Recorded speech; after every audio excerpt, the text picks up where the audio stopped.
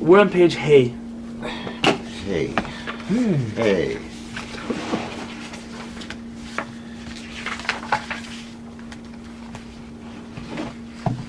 I want to just very briefly walk you through the table of contents so you know what we'll be covering in this volume.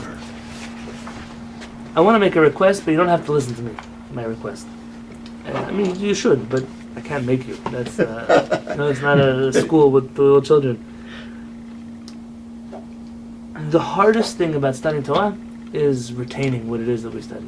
That's right. Retaining what it is that we studied. Oh, yeah. Like there are probably more books, or actually there's many books. I want to say more. Many books of different rabbis throughout history that have tried to come up with ways to remember what it is that you studied. Because you remember, I remember learning about this, I have no idea what I said. How Peretz's approach is, you don't have to memorize anything. You don't have to. It's not, if somebody asks you a question, and it's not the kind of thing you do every day, like if someone asks you, what bracha do you make on water, and you don't know, that probably is because you don't know, you don't make brachot on water. But if somebody asks you, on Shabbat, if I do this, and it's not something that happens quite often, you don't have to know the answer to that question. But what you should know is where to look up the answer to that question. And especially if you had studied that topic before, and you don't know where to look it up, or you look it up and you don't know how to understand what it is that you studied, then that's already a situation of you studied, you put in time, you put in effort, and you didn't really reap the fruits of it. And so I know that some people have this feeling that they'll remember, things that get recorded, they get put online, Baruch uploads everything to the internet. What that does is it makes people a little bit lazy. Because, so today I won't come to the class and I'll just watch it. I know that everybody who ever said that never watched the class online. Or they did once and they got through 10 minutes of it and then work happened or their wife happened or their children happened or something happened and it never works out that way. And so if I could ask that every person, I feel bad asking this, but I'm going to say this anyways, comes with a pencil or a pen. And I will read like I used to read in the beginning. I literally will translate every single word. Because you should be writing down, especially the word. Now you've been studying Shulchan Aruch for 4 years, so you probably know a lot of the words that you don't need translated anymore. But it shouldn't be that when we say, let's turn back to page 123, what does it say there? And people around the table don't know what it says there because we learned that 2 months ago. That's a natural human condition, is we forget things. But there's a way to solve it, and that is just by bringing a little pencil or a little pen and writing things down. If you don't like to write in your book, I know Rafael, who's not feeling well tonight, he has a little notebook that he brings and he writes the page number on top and all his notes for that page go in that notebook. It's not because I think that my words are worth writing down, it's because I think the words of the Shulchan Aruch are something that I want you to be able to go back and look up whenever you need to. So accept it as an Eitzah Tovah. I'll repeat this again next week for the people who weren't here today. And again, it comes, I want you to be able to remember everything. So I just want to point out the practical issues here. I mean, I started doing that with the other book, with the Shulchan Aruch started with. And you wind up, you can't plan ahead what you're going to write, of course, and you wind up scribbling things that when you go back to read it, you don't understand what you said. You don't understand what you're writing. Because there's not enough space in the book to write. And, you're trying to make it as concise as possible to still get the meaning. And still keep up with the conversation. It's just in the book. Not easy. I agree. I gave up doing it because it was useless. If I would read slower, would it help? Maybe, but I don't know. It's just not a lot of space in the book. I think having a separate notebook might be helpful, but then it's not connected to the it's text. not connected to the text. So I'll tell you, there's a few options here. I personally appreciate the approach of writing literally on every word, kind of like in the art scroll. I have a word for it. Baruch, what's the name? The chumash that you bring. Well, the interlinear. It's not line by line. It's word by word underneath. It's difficult. I think the interlinear thing, I don't know how people use it. Because you're reading backwards. It's awful. So I think some people get used to it. The other option is simpler, especially if you remember Jack brings the English Shulchan Aruch. So then perhaps the top part of the page you don't need to be writing down because you have it. But the bottom part of the page, what you would do is at the end of we read Halacha Aleph. Right. So summarize that either on the margin or on a notebook instead of writing every word and then not understanding what it says. So summarize what did this Halacha say, and I could even stop and say let's summarize what I just read. If that would help. I don't know if that would, but if it would, it could be that instead of translating every word, you'll translate every concept. So we should rely on what you say for the top part, for the actual text, the primary text, and we should also use the English translation if we can. Correct. And Is there then an English translation on these chapters? Do you know? I don't know. What chapters are they? 155. So the problem is that the way they've set it up with the Shulchan Aruch is not a unitary way of doing it. There's different formats for the Shulchan Aruch. It's really hard sometimes to connect to the actual number. If you look at translations, they don't always correspond to what you're doing, the number of the chapter. So I don't know what that means. If you remember, can you send me the link again, and I'll go look online and tell you which one we're there. I think the hardest part I had, especially as we got into the fourth year, you went faster and faster. A lot of times it was hard to pick up where you were on the page. Because sometimes you'd read a couple lines and you talk about something, then you read a couple more lines and it's like, So like this, if you'll put in the effort to write, I'll put in the effort to keep stopping and tell you where I am and what line we're up to. And only in the beginning will it be slightly more tedious, and then it'll become more natural and organic. And you have to know that you can interrupt me always. Where are we? What are we up to? Unfortunately, just know where to write. But should you write the theme of it and the concise meaning, or should you write individual words and make an interlineary? I think that depends on the person. You seem to not connect so much to that style, so don't No, do I it. don't. And it also slows you down because you're looking for the word So don't do it. Other people, that works for them. I found it just read a few words, at least I knew what the paragraph was about. Correct. Or Like that we I even said, covered the paragraph. some of you, a lot of these words you already know. So like the word Bet Midrash, you probably don't have to write that down. Hmm. So that part you'd skip. It's a good something to try. Just Because trying you're right. You did start off slower, and then you kept going faster and faster to Correct. the point. I'm taking equal. And I can show you the book where the first No, I know. You started the out first with a lot many of pages have a writing. lot of writing, and near the Then you end, just it's lose just it. barely anything. Yeah. So I'm going to try again. Yeah. You'll help me understand what works Yeah. and what doesn't work. All I ask is for honest feedback. Yeah. So now you don't have to write anything unless you want to. I'm just No, I'm gonna reading listen. through the table of contents. So Siman Kuf Nun Hey, 155, on page Hey. You see where we're on page Hey? It Yeah. looks like this. It's the first.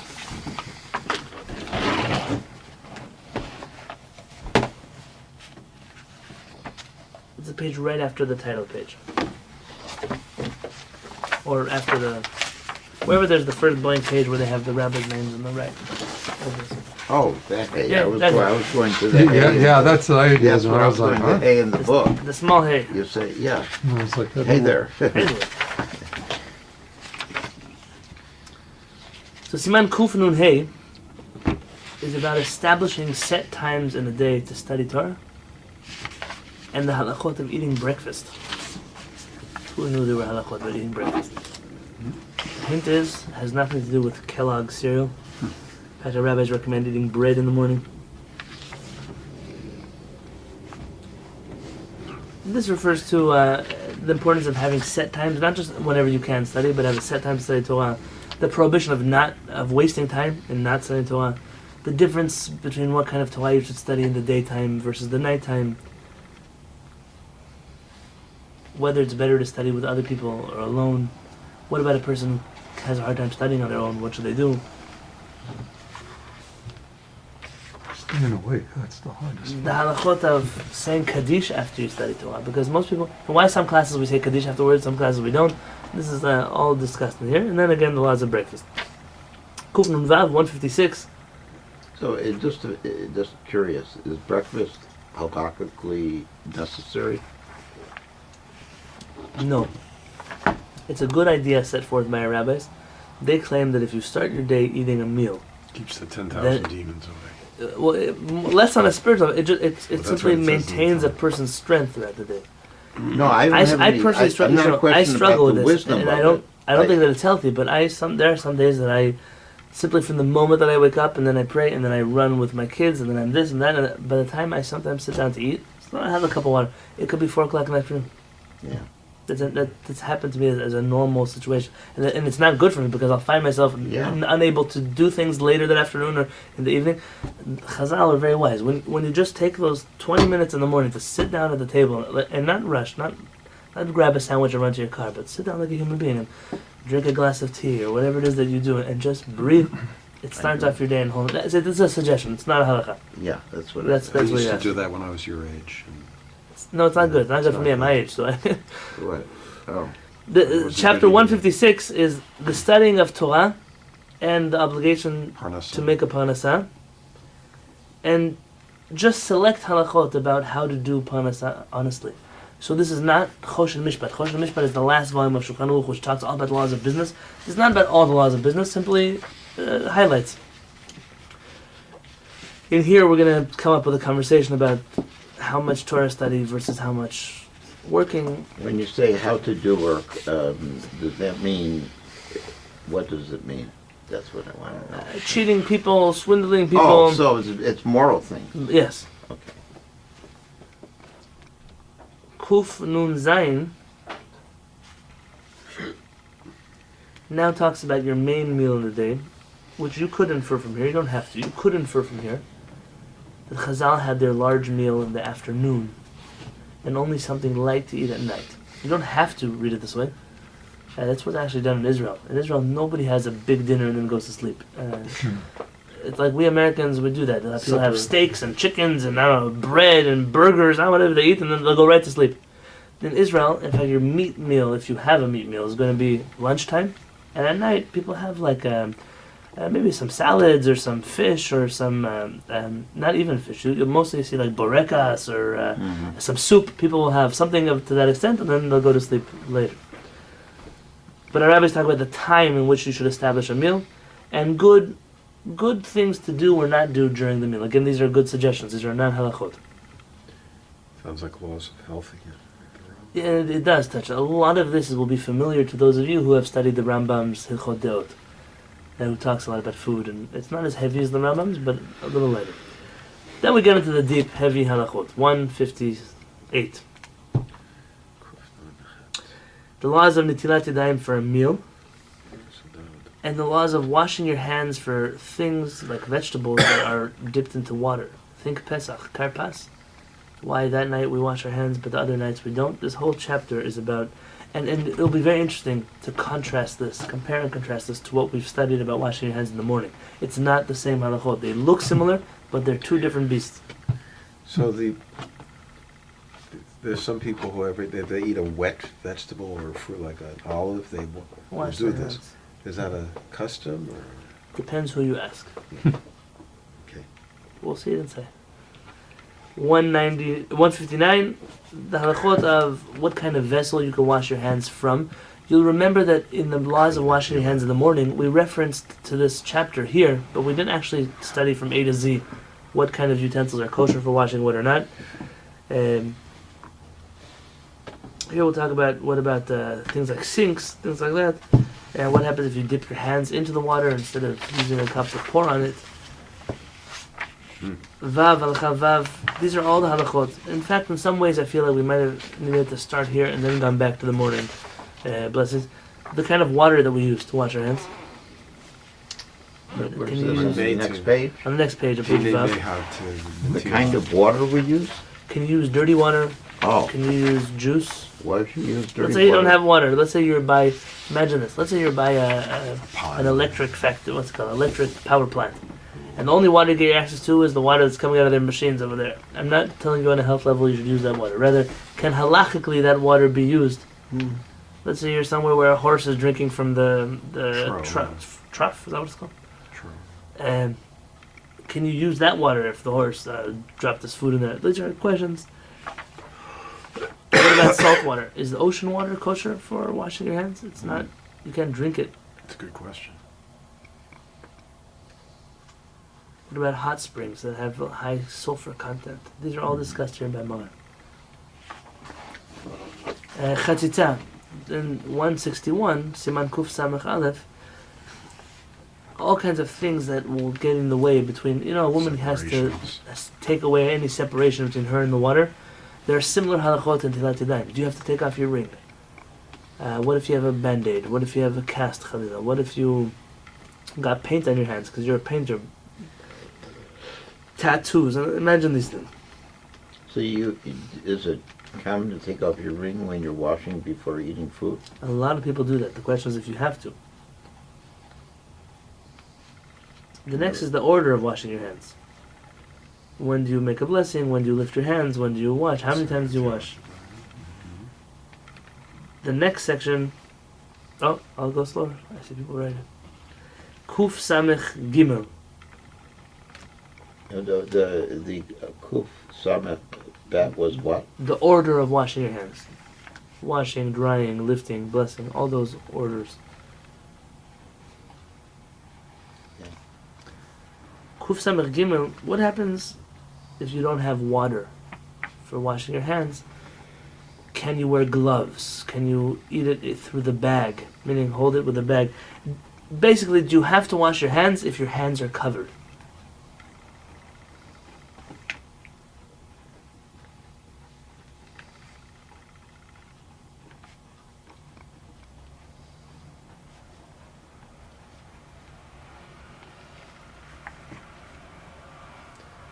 Kuf Samech Daled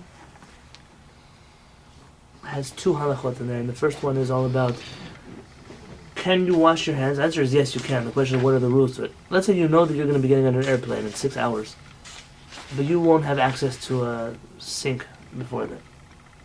And you know that you're going to have a sandwich in your bag that you want to eat then.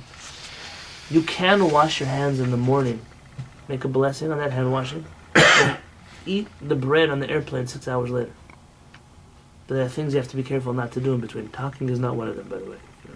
For those who You have 6 hours after washing your hands? I'm not saying 6. I'm giving a number. Right? Yeah. You can condition the washing now for eating bread later. And there's similar laws about Birkat Hamazon. Similar laws, though they work on a different concept. And the second is what happens if you touch unclean areas of your body or other things, other people, other objects. After you wash your hands, what are the halachot of going back and rewashing?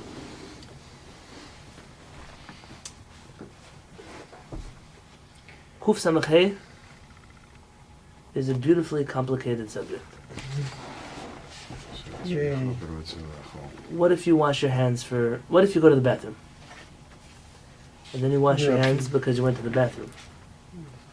And right away you plan to wash your hands for bread and then have a meal. What do? Do you wash twice? Do you use that washing for the bread? This will happen a lot to somebody who walks home from shul, and before he does Kiddush, wants, hey, wait, I just want to step out to the restroom, I'll come back to the Shabbat table. Many rabbis say that it's forbidden to wash your hands twice in that context. Some say you have to wash. Some say, when do you make the blessing? Do you make the Asher Yatzar first, the blessing, wash your hands after? What do? All of these halachot are in this chapter. We had that question come up during Seudah Shlishit. We did have that question come up in Seudah Shlishit.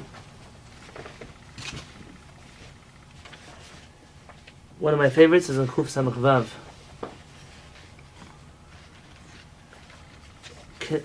The permitted and prohibited interruptions between washing your hands and eating bread.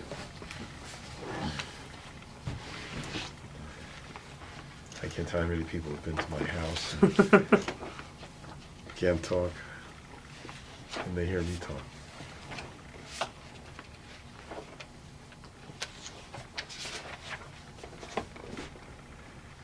The top of page Zayin is Kuf Samech Zayin. The laws of cutting the bread and all the halachot that have to do with hamotzi. What makes something hamotzi? What brachot do you make on hamotzi? How do you make hamotzi? The next chapter is tied in, that's why I'm saying it in the same breath. Kuf Samechet is, what's the difference between what makes something hamotzi versus what makes something mizonot? What makes a waffle mizonot, I don't know, a lafa, hamotzi? What makes malawach mizonot, but a tortilla perhaps hamotzi? I'm not saying it is. What is that bottom line that differentiates? What makes a sweet challah that someone brings to your table hamotzi, but French toast not? What is it that makes those? There's everything here. Essentially, these are the laws of mizonot, but by comparing them to hamotzi. Mm-hmm. These are the yesodot. These are the foundations for the entire next part of Shulchan Aruch. My feeling is that we're going to be learning this not at a fast speed, but at a faster speed. You see, in the old volume, many of the things were not connected to each other. You notice that once we hit the laws of tzitzit, going through all the laws of tzitzit were much faster because we weren't changing a new topic every other week. Here, the topics, it's pretty much 2 topics. There's 3. The beginning is all about business and breakfast in the morning. The second is all about washing hands and water and nitilat yadayim. And the third are already the actual laws of brachot. These 3 topics are going to be moved through properly. And at the end of the book, you have a nice section. It's all in Hebrew. Actually, that's not the section I'm talking about. Never mind. And